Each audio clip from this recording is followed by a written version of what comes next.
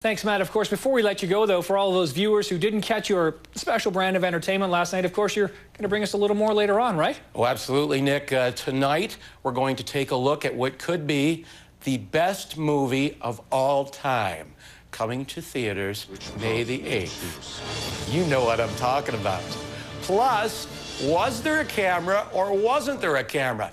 No one seems to know for sure. The police aren't saying. We'll take a look at that situation more when we come back. Right now, it's back to you, Nick.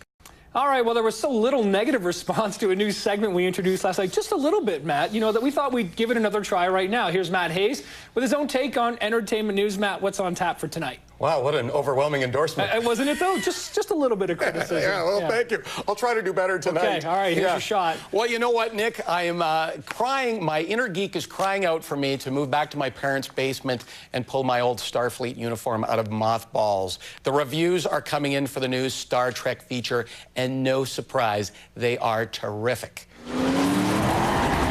The film premiered in London yesterday, and movie reviewers can't rein in their excitement. They're describing it using such lines as out of this world. This film will live long and prosper, and a new beginning for the Star Trek franchise, all of which is music to my ears. And the problem for me is trying to find out as much as I can about the film without reading anything that could give away spoilers. So I really don't know much more about that than what I'm telling you right now. Did I mention it'll be here May 8th? That means we have another 2.5 weeks to wait. Always had a hard time Okay, finding until a that place point, in Matt, this it world. kind of looked like a Pulp Fiction sort of Tarantino flick until the alien cyborg guy showed up. Well, you know, J.J. Abrams, he's the man behind Lost, which is actually my favorite TV series. Right, okay. He's the man behind this, and it's a total reinvention. Oh, it looks interesting. But I think that the geeks are going to love it, the Trekkers. Probably will, yeah. Do you want to go with me? I'm not. No, I'm not. Oh, come on. Sorry, Matt. Yeah. All right, moving along. Those of us who like to read bestsellers, good news. Dan Brown has a new book coming out this fall. He's the author of The Da Vinci Code and Angels and Demons. This book will be called The Lost Symbol. It's a sequel to the Da Vinci Code and the result of 5 years of research by Brown. You can either rush out to a bookstore when released or wait till September 15th. You can sit back and watch the eventual movie with Tom Hanks and his scary haircut. And I'll continue to help you plan your entertainment calendar by telling you that the movie version of Angels and Demons will open on May 15th. That, of course, is 1 week after the premiere of Star Trek, the movie.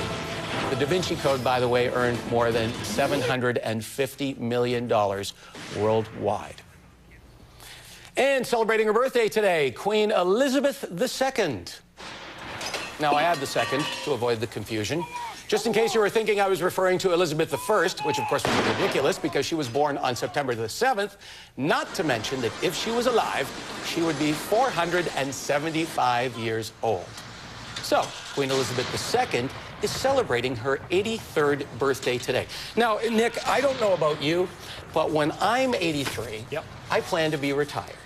I plan to be laying around my castle, eating chips and dip, watching reruns of The Matt Hayes Show, and waiting for the premiere of my favorite movie franchise. Star Trek. Yes? No? Oh, I thought they'd be on that. Oh, well, of course, the Star Trek movie franchise. That didn't work at all.